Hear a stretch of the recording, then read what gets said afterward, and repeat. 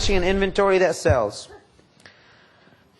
Listen, again, this is not bragging, but we turned our inventory every 13 days. 13, 1-3. This is including what's behind the fence. True? And we're talking about new and used. Well, new were 18 days, but used 13 days. We're talking about selling 60, 80, 100 used cars, and there's like 10 cars on the front line.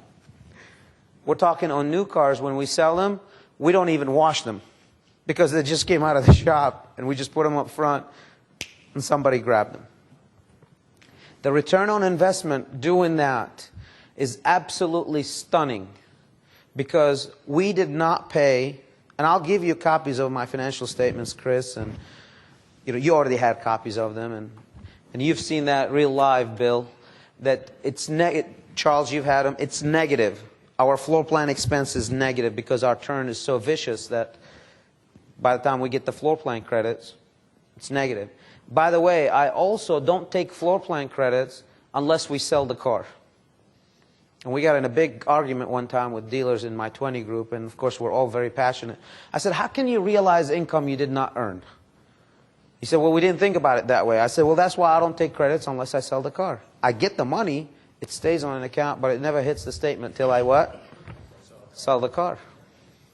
So, establishing an inventory that sells, recipe for success. Fact, only 20% of your inventory is responsible for 80% of your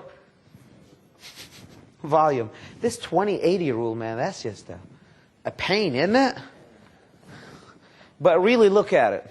A lot of yous are buying all kind of cars, and if you track what cars you sell and what cars don't sell, and I mean, if you really have a graph just like that finance company's graph, you're going to realize that really 80% of your inventory is being sold out of 20%. Here's another one for you. 50% of your inventory will only be responsible for 1 or 2% of your sales. And that's why there's a lot of cars that end up going 60, 70, 80, or whatever amount of time. That being said, 30% of your inventory will only be responsible for 20% of the sales, which is okay. I'm okay with that percentage, as long as you control it, right? Because you don't want to lose any sales, do you? And I like it. People say, well, I'm going to go ahead and buy 400 or 500 cars, and therefore I'm going to be able to sell 400 or 500 cars. No, you won't be able to. You won't be able to.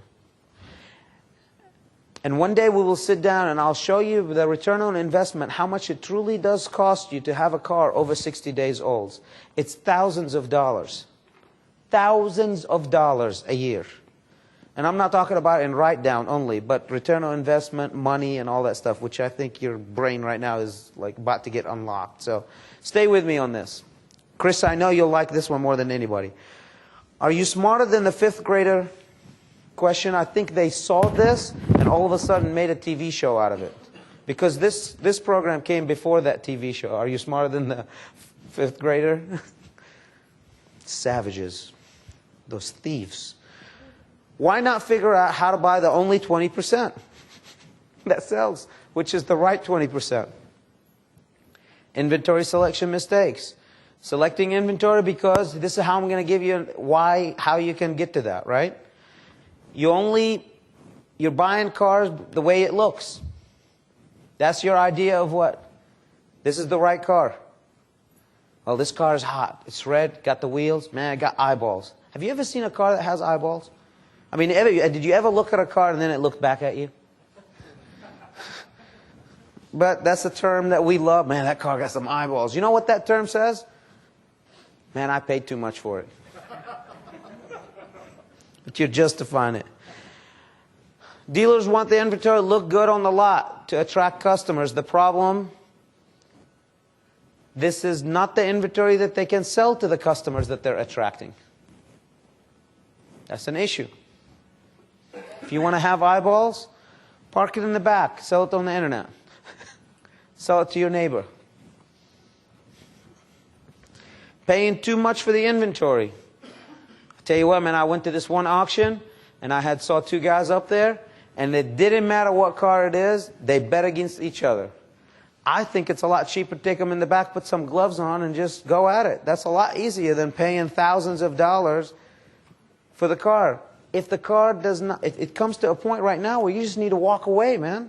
Just walk away. It's not worth it. We need to buy vehicles that are affordable and appealing. Just remember, affordable is more important because it has to fit your budget. And the lender has to say what? Yes. And they have to say yes at what program? The program that fits their guideline. Not just yes. A lender can say yes, and you own the car for $2,000 or $3,000 more than they'll advance. What's that yes doing for you? Other than frustrating you, what is it doing? Nothing. So we got to start looking how to buy those cars correctly. Getting emotionally involved in the buying decision. Man, I've always wanted a red car. That car is hot. When I was a kid, I dreamt of having a car like that. You're a dealer. Grow up. Stop. It's not an ego situation. It's a business. Buying it based on Black Book. Is anyone using Black Book to buy? So why are you using it as a primary tool? Anybody using Black Book to buy? Why? That's awesome. Why are you using Black Book? We look at both of them. We use Black Book and NADA to evaluate, what the market trends are. That's good. The final decision comes on what? NADA always. Okay. All right. That's a good way to do it. As long, sir. You guys have gals? It's a New York thing. All right. Anybody else using Black Book? We use Black Book because of the Dallas market. The dealers somewhat use it, and it'll also be You know, there's a certain animal that in Africa, it's like in a deer. It's a deer type, like, it has 4 hoofs. Go ahead. What do you use to trade when you're appraising a customer's trade? I'll get to that. I will. Thank you for the question. Very important. And this animal, they live together. They're a flea animal. You either attack or flee type. Those are the 2 types of animals.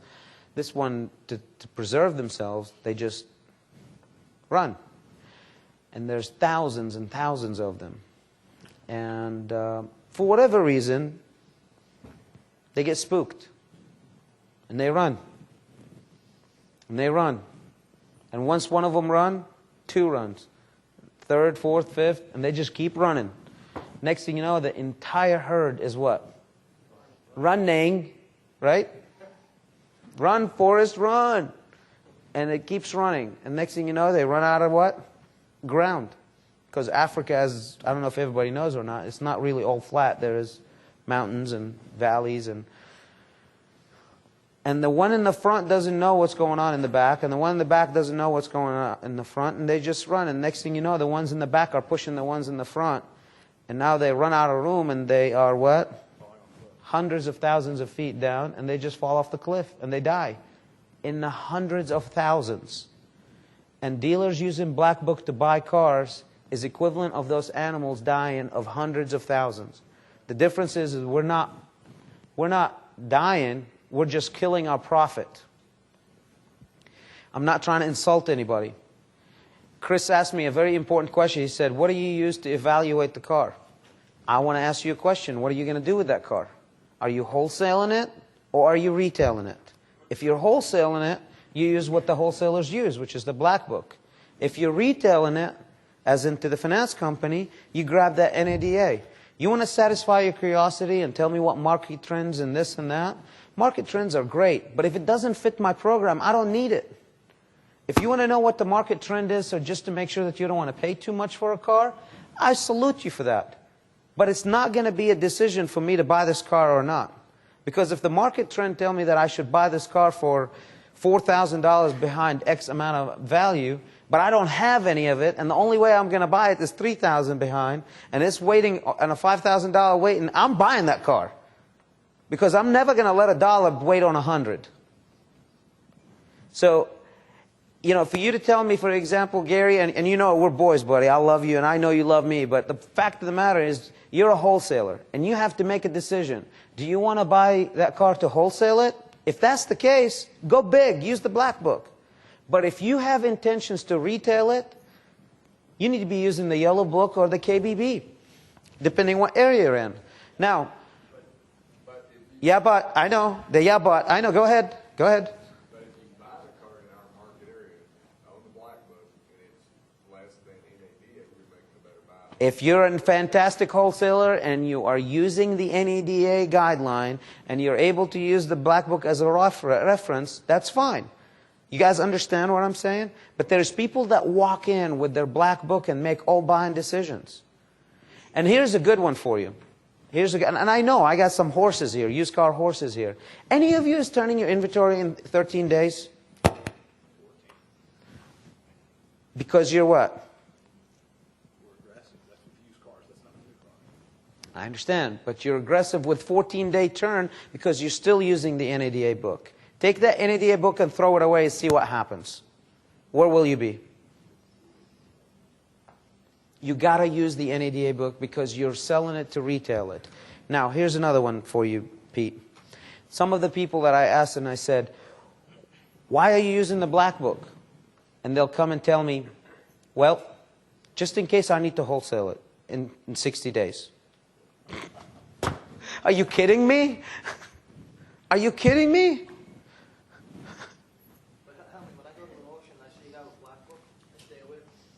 Because my book's gals. You guys are paying $2,000, $3,000 more than what I pay. And the book is only a guideline of how much overall you're going to pay by the car. What you said before, how I built my whole business, and I still do it today because I do all the buying for my store. As you should. Well, I don't have a used car manager. No, as you should. Right, but what I'm saying is that I believe that you should purchase. I believe you should. Okay. I believe you should try to purchase every car for wholesale. And that way, if you do keep it for 30 or 60 days, you're not getting your eyes cut out. Because I believe you should buy every car for wholesale. Do you agree? I should believe you should buy every car for as little as possible. Exactly. But so what the wholesale is, that's the determination that you do. And I know this thing was going to take a lot of discussion. That's why I left it at the end of the day, because that discussion keeps everybody fired up. The question that I want, the point that I want to make is, if wholesale is over averaged NADA trade-in, listen to me. If the least amount of money I can buy this vehicle is more than average trade-in, I'm just not buying that car. I'm not doing it.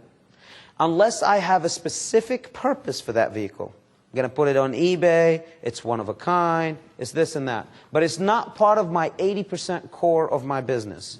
Now, if you're a stud and you're a thief of used cars, and you go to the auction and buy cars for $5,000, $6,000, $7,000, $10,000 behind NADA, I don't have a problem with that. I salute you, my friend. We used to go back from the deal from auctions and brag about it. Tell my guys, listen, I stole everything. Let me tell you, man, it was awesome. And you know, all that was just nothing but just a bunch of what? You're right. Exactly what you said, my friend. Because the bottom line, I was the highest bidder. When I'm at the auction, I can say I'm going to steal anything I want. I'm still the highest bidder. But we all say, I stole everything. Yeah, no, Tarzan, you outbid everybody. That's what you did. Huh? I paid $100 too much. Now, you know, you all are auctioneers and you all are great. Is the rule of pacing and leading at an auction works well. When you go to an auctioneer, you know, as you walk in the auction, hey, how you doing? Man, thank you so much last week. All the cars we bought from you were awesome. I appreciate it. Can I get you something cold or hot to drink? You're my boy. How's the madame? How's the girl? How's your boys? Awesome? Dude, here's one of our hats. Ugly, aren't they? Yeah, but I'll wear it. And, you know, I walk in the auction and they announce me. Why? Because I have paid my dues with every one of those auctioneers. Now, what does that do to me? While I'm bidding, the hammer gets dropped a little fast. And every time the guy goes up and said, oh man, I didn't see you. Got it. Right? Right? But I mean, that's some of the stuff that how we can really get our unfair share as far as stealing cars or stuff like that. But really, we're the highest bidders. We're just the highest bidders. So, Pete, You know, I don't think I can really be as good as a buyer as you are. No, I'm serious, because I've seen what some of your grosses, and I've seen what you buy and all that. And I've got to tell you, my knowledge is very limited to the average Joe car, like, you know, the stuff from 300. Like, I can't buy cars for $4,000 as good as some of you guys. I can't buy cars as $30, $60, $50,000.